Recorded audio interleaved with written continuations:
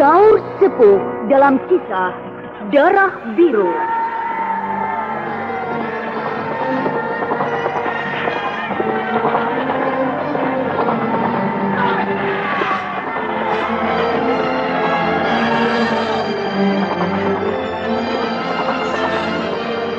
Pendengar yang budiman, sandiwara Saur sepuh dalam kisah Darah Biru ini akan mengisahkan asal mulanya seorang tokoh dikjaya bernama Kumbara, satria sejati, pujaan rakyat Madangkara.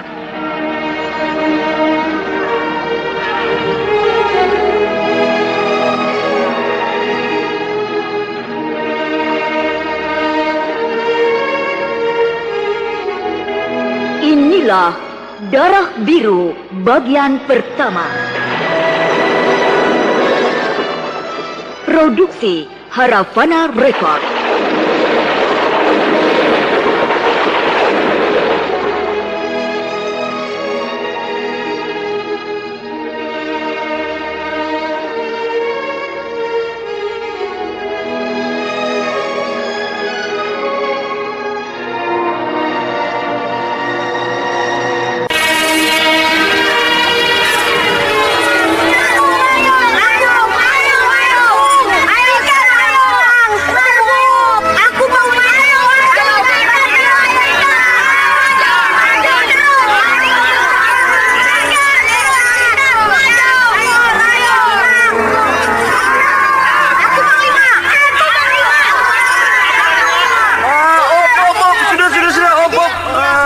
Kalau semuanya panglima, siapa yang jadi prajurit? Bertarung saja, berkelahi 1 lawan 1, pakai pedang, yang menang jadi panglima. Ayo, berjajar di sana, lalu maju satu-satu, berkelahi dengan aku. Ayo, siapa yang maju duluan? Ayo maju, ayo. Kok diam? Tidak ada yang berani. Andika juga, ayo maju. Kalau begitu, aku yang jadi panglima. Kalian semuanya jadi prajurit. Kamu sih tukang berkelahi. Kami tidak mau berkelahi dengan kamu. Jadi panglima tidak boleh takut. Biar musuh badannya besar dan jago berkelahi, jangan takut. Kalau takut, tidak bisa jadi panglima. Sudah, pokoknya aku yang jadi panglima. Lebih baik pulang saja ya. Brahma! Emak. Brahma! Ya, Mak. Sudah sore, ayo pulang. Teman-teman, aku pulang dulu ya. Heya!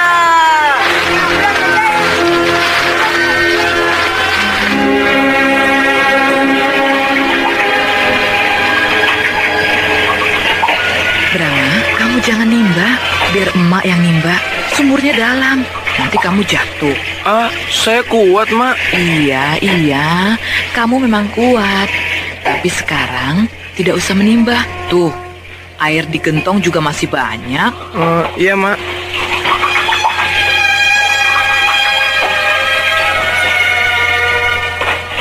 Mak, besok ke makam Bapak ya, Mak? Boleh, tapi besok sore setelah warung kita tutup. Oh, iya, Mak. Ayah Brahma telah meninggal dibunuh para perampok, dibokong, dipanah dari jauh.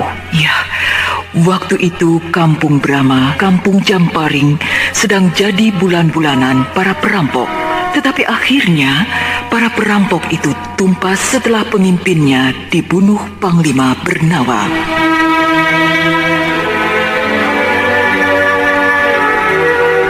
Pada suatu hari, Panglima Bernawa diiring para pasukan keraton lewat di depan warung Brahma. Melihat tokoh pujaannya lewat, langsung Brahma meloncat, mencegat di tengah jalan.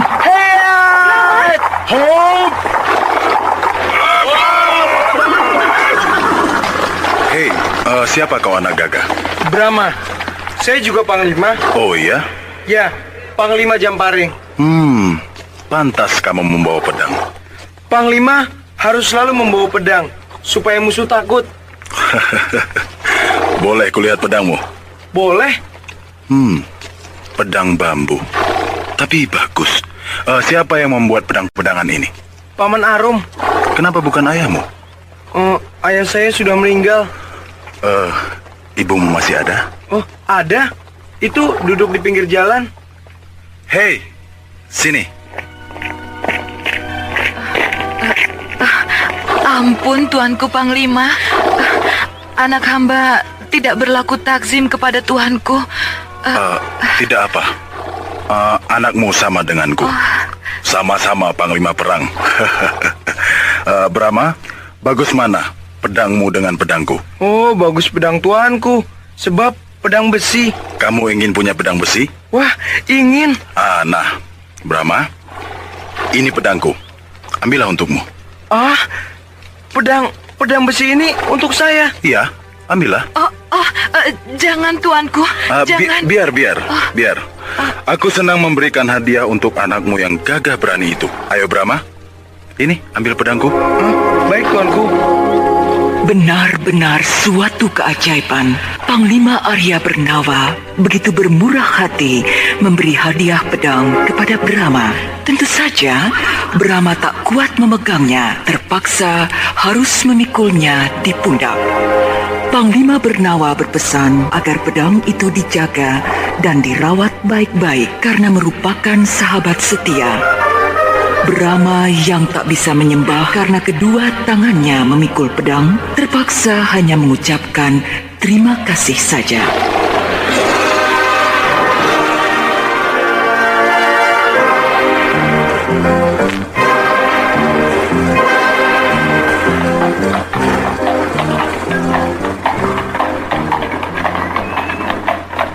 Nah, itu Kang Arum datang. Paman, mana ikat pinggang rotannya? Ini. Hore! Terima kasih, Paman. Cihuy! Sana, coba ikat pinggang itu pada pedang besimu, Ya, Paman. Hore!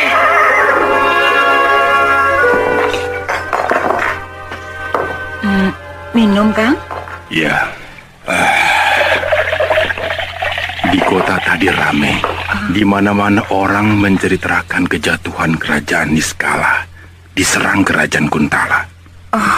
Setelah kerajaan Niskala jatuh, pasti akan merembet ke kerajaan kita.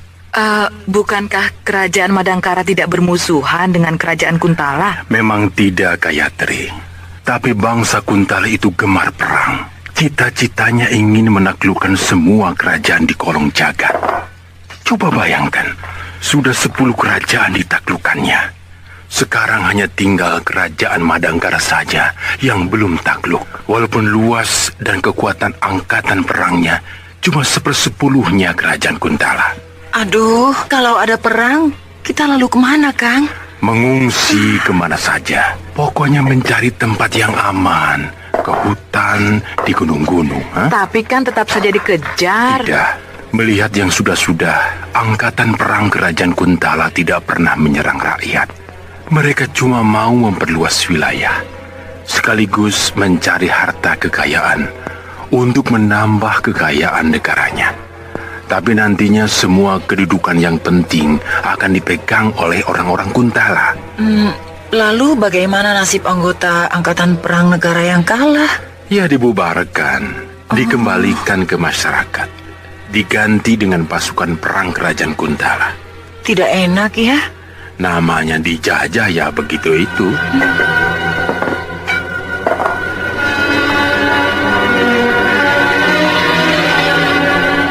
Ternyata betul, kerajaan Kuntala menyerang Madangkara melalui Selat Hegar yang memisahkan Madangkara dengan kerajaan Niskala yang telah takluk.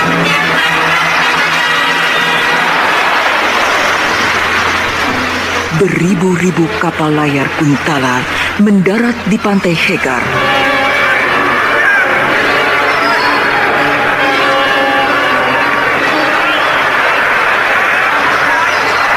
Jaga Panglima, seluruh pasukan sudah mendarat.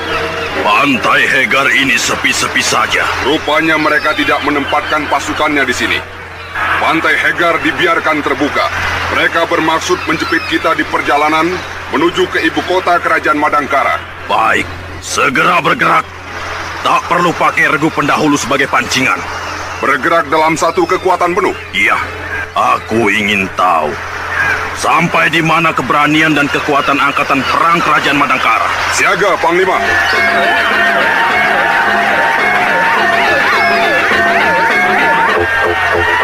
Brama terpaksa mengungsi ke gunung bersama emaknya, Bibi, dan Paman Arum. Pedang besinya dibawa sendiri, diikat di punggungnya.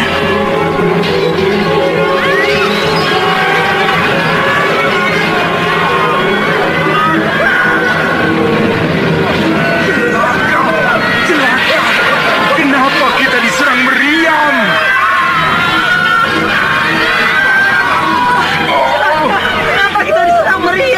Ya, musuh gila. Mereka membabi buta. Rakyat yang sedang mengungsi diserang. Musuh gila.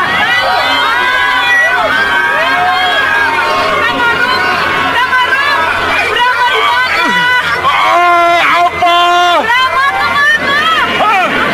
Bukankah tadi bersamamu? Iya, tapi aduh, ada apa? Brahma hilang.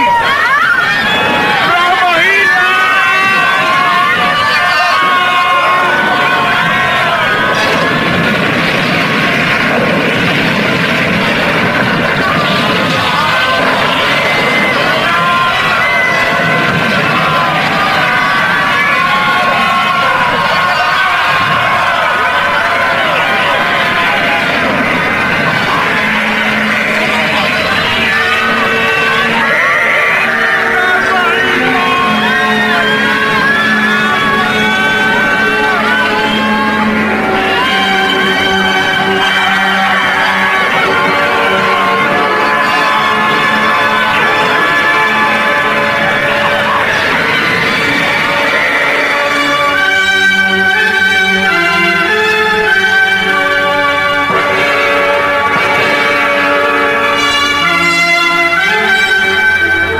Panglima, keadaan sudah biasa kembali. Tidak tampak tanda-tanda gerakan perlawanan. Bagus, berarti kita telah berhasil menaklukkan Kerajaan Madangkara dengan gemilang. Bagaimana dengan Baginda Selimbar Raja Madangkara? Besok atau lusa akan kubawa ke Kerajaan Kuntala untuk menjalani hukuman pengasingan. Hamba kira besok Panglima sudah bisa ke Kuntala. Sebab sudah 5 hari ini keadaan benar-benar aman. Angkatan perang Madangkara sudah dilucuti, dikembalikan jadi rakyat biasa lagi. Para pangeran, bangsawan, dan pegawai keraton dari pangkat tertinggi sampai terendah sudah menyatakan tunduk dan setia kepada kita. Bagus. Lalu bagaimana halnya dengan rakyat yang masih sembunyi di gunung-gunung? Rencana hamba, besok pagi 100 prajurit akan disebar untuk menghimbau rakyat agar turun gunung, kembali ke rumahnya masing-masing. Bagus. Brama masih juga belum ketemu. Sudah 5 hari pamannya mencari-cari ke Gunung Puncul, Gunung Hibar, Gunung Cawerang, dan hutan Lampit. Tapi tetap gagal. Tentu saja Gayatri sangat sedih sekali.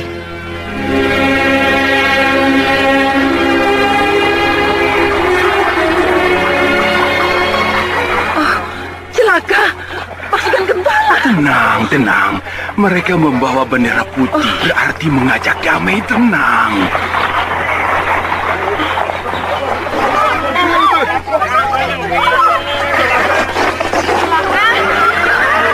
Wahai rakyat Kerajaan Madangkara, jangan takut. Tak usah lari atau sembunyi. Keluarlah, mari kita berkumpul di sini. Ada apa ini? Kami bangsa Kuntala tidak bermaksud jahat. Kami ingin mengajak kalian hidup berdampingan.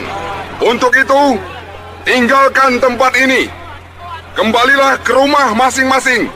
Kemudian, marilah kita bekerja sama membangun negeri kalian.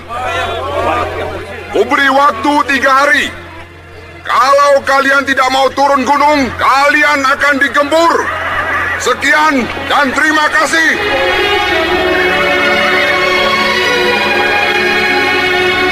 Tentu saja tak ada yang berani menentang himbauan yang disertai ancaman itu.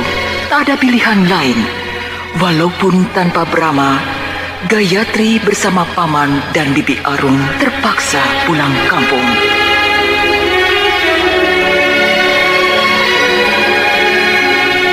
Sementara itu, Brahma berjalan terseok-seok sendirian. Dia menahan letih dan lapar, menasak belukar.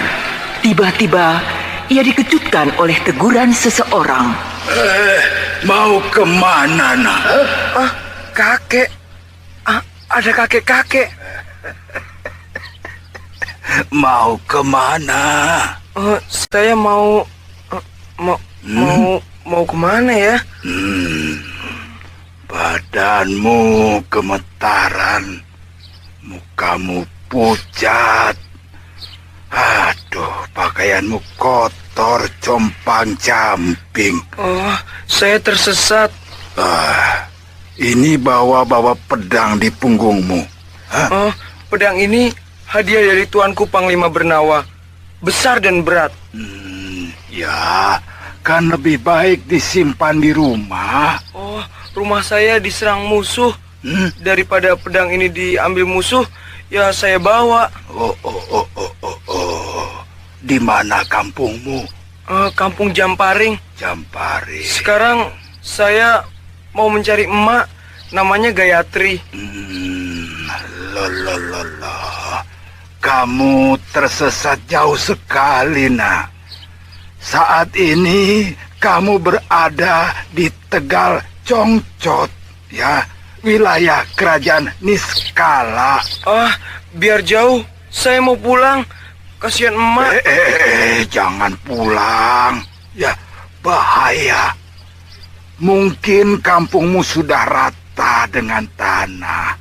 Dihancurkan pasukan perang Kuntala. Apalagi kamu membawa-bawa pedang milik Panglima Bernawa. Pasti akan ditangkap musuh lalu disiksa. Nah, kalau kamu punya ilmu kedikjayaan, pasti akan bisa mengatasi semua bahaya itu, ya. Kalau begitu, saya harus belajar ilmu kedikjayaan dulu. Tunjukkan di mana ada guru yang hebat. Saya mau belajar padanya. Ini. Kamu? Kakek-kakek peot.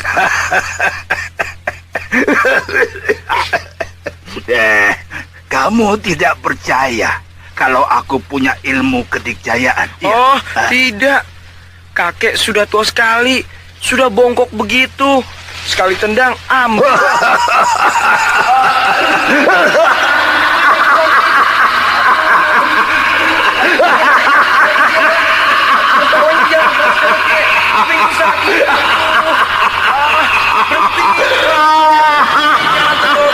Berhenti, kek. Berhenti.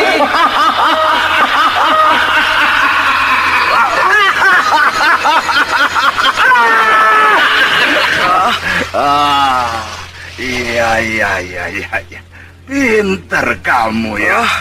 Teriak keras-keras agar aku berhenti tertawa. Kupingku sakit. Itu baru tertawa, nak. Belum lagi kalau aku mempergunakan tenaga. Lihat ini ya.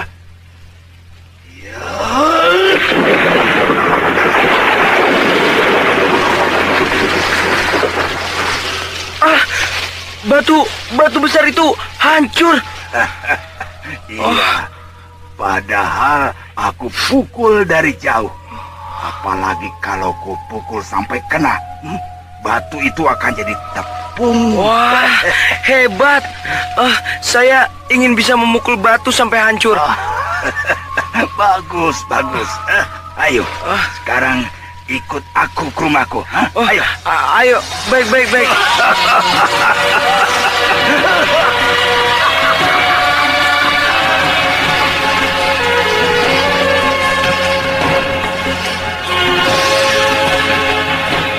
Brahma ikut kakek yang ternyata bernama Astagina ke rumahnya. Mereka berjalan kaki tanpa henti, tapi Brahma tetap tabah walau dari kemarin dia belum makan apa-apa. Padahal perjalanan masih jauh. 6 hari lagi baru sampai.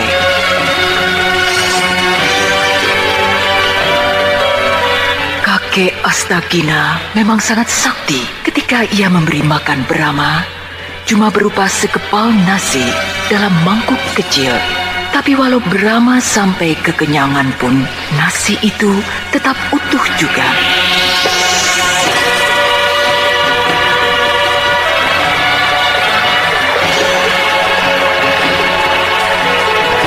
Mencari lauk pun bukan merupakan persoalan. Dalam waktu singkat, dengan gerak tangannya yang secepat kilat, kakek Astagina mampu menangkapi banyak ikan dalam sungai.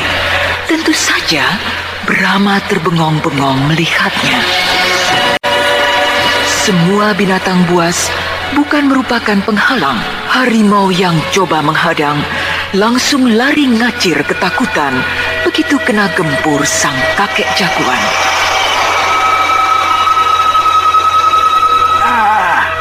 Kita harus menyeberangi lautan itu. Rumahku di Gunung Prangpring, ya, di Pulau Sanakala sana itu. Pakai perahu.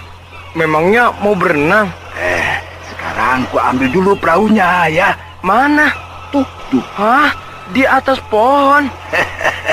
Iya, ku simpan di sana biar tidak ada yang mencuri. Wah, kacau. Bagaimana cara mengambilnya? Pohon itu sangat besar dan tinggi. Tenang, lihat ya. Hup. Kakek bisa terbang. Melayang seperti burung. Hinggap di atas pohon itu. Hei, Brahma, lihat. Aku akan bawa perahu ini ke bawah. Awas.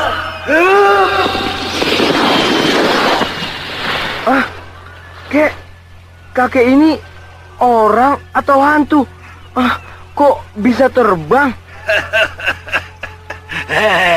Itu bukan terbang, ya, tapi pakai ilmu meringankan tubuh. Dengan ilmu itu kita bisa seperti burung.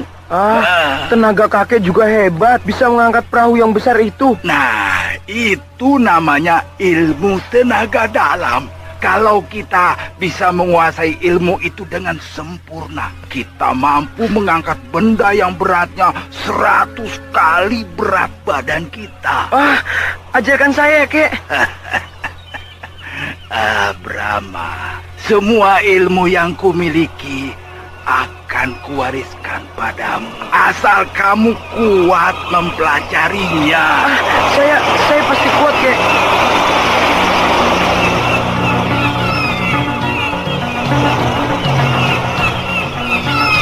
Demikianlah, dengan perahu mereka menyeberang ke Pulau Sanikala. Akhirnya, kakek Astagina dan Brahma sampai dengan selamat di Pulau Sanikala. Tuh, di puncak bukit itu rumahku. Itu rumah kakek. Iya, memangnya kenapa? Bagus sekali, seperti rumah-rumah orang keraton. Ada apa, Kek? Tenang, ada orang. Mana? Tuh, di rumahku. Mana? Rumahmu masih jauh. Tak kelihatan ada orang. Mataku seperti mata burung Raja Wali. Bisa melihat jauh. Mata maling.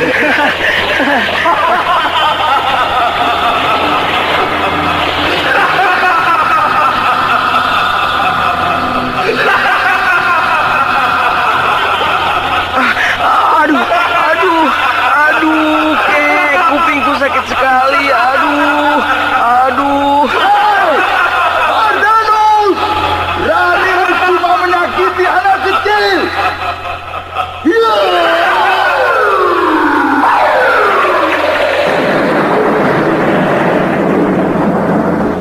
Siapa sih dia, Kek? Ardanus, ketua perguruan Ranggoas. Adiknya aku bunuh. Dia kesini pasti Pasti mau balas dendam. Hei, bawa-bawa anak kecil segala kau, Astagina. Ini muridku, bukan anak sembarangan. Dia pewaris tunggal pedang biru.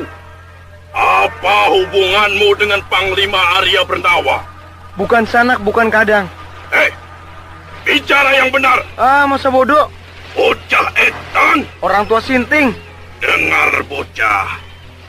Aku ingin tahu ceritanya. Mengapa kamu membawa-bawa pedang biru? Nah, begitu. Bicara yang enak. Aku kan bisa menjawabnya dengan enak juga. Begini, waktu tuanku Panglima Arya Bernawa jalan-jalan ke kampungku, aku diberi pedang ini. Ya sudah, ku terima saja. Masa begitu mudahnya Panglima Bernawa memberikan pedang biru yang tak ternilai harganya itu? Sungguh? Kalau tak percaya, tanya sendiri pada beliau. Dia sudah mati. Mati? Ya, dibunuh Panglima Rongkah, pemimpin angkatan perang kerajaan Kuntala. Di mana Panglima Rongkah itu sekarang? Akan kubunuh dia. Ya, di kerajaan Kuntala. Kek, ayo ke sana, membalas kematian tuanku Panglima Bernawa.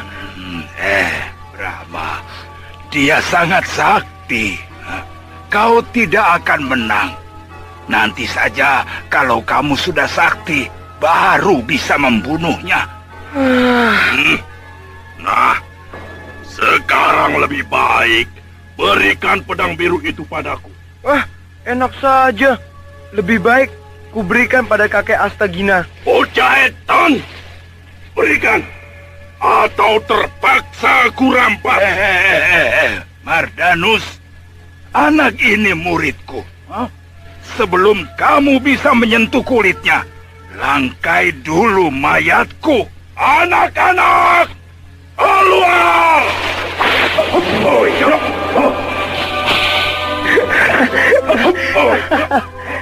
Maling-maling ayam itu keluar semua.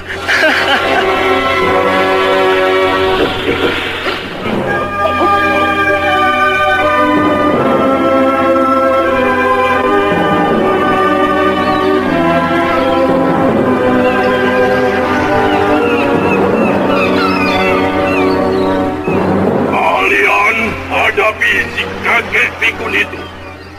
Aku akan ringkus bocah edan ini.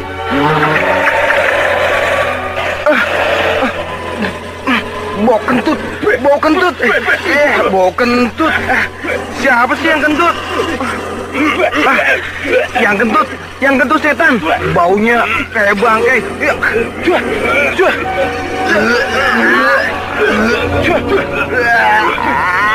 Astagina, kau memang kakek-kakek busuk. Kantukmu bau bangkai. Anak buahku memang tak kuat melawan hawa busuk badan. Tapi aku tak akan mabuk atau muntah. Jiat!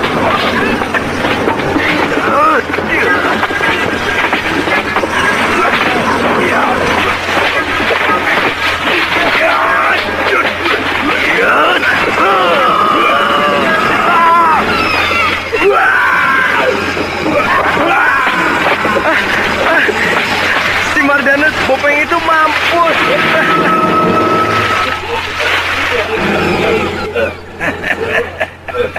Hei, kalian kadal-kadal.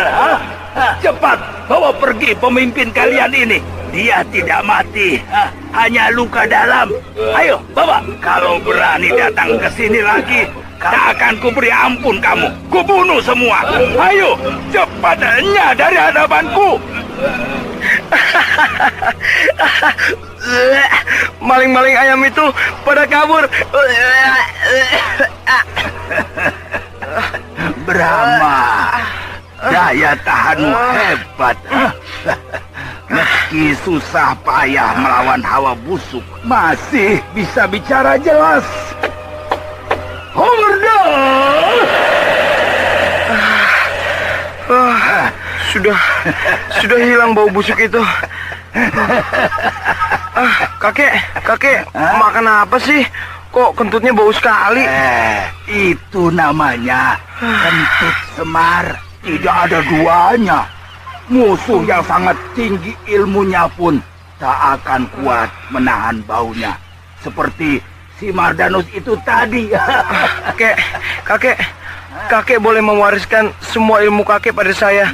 Tapi ilmu kentut Semar, jangan kek. Saya nggak mau. Kenapa? Malu kek. Malu. Memang tak salah kalau Mardanus ingin memiliki pedang biru. Sebab pedang itu memang sakti ketika Brahma mencabutnya dengan bantuan kakek Astagina. Pedang itu bersinar biru dan mengeluarkan hawa dingin.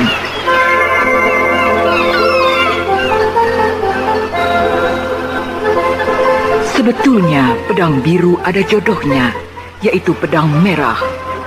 Panglima Rongkah yang membocorkan rahasia itu, sebab setelah Panglima Rongkah membunuh Panglima Bernawa, ia langsung mengobrak-abrik rumah Pangeran Bernawa untuk mencari pedang merah dan biru.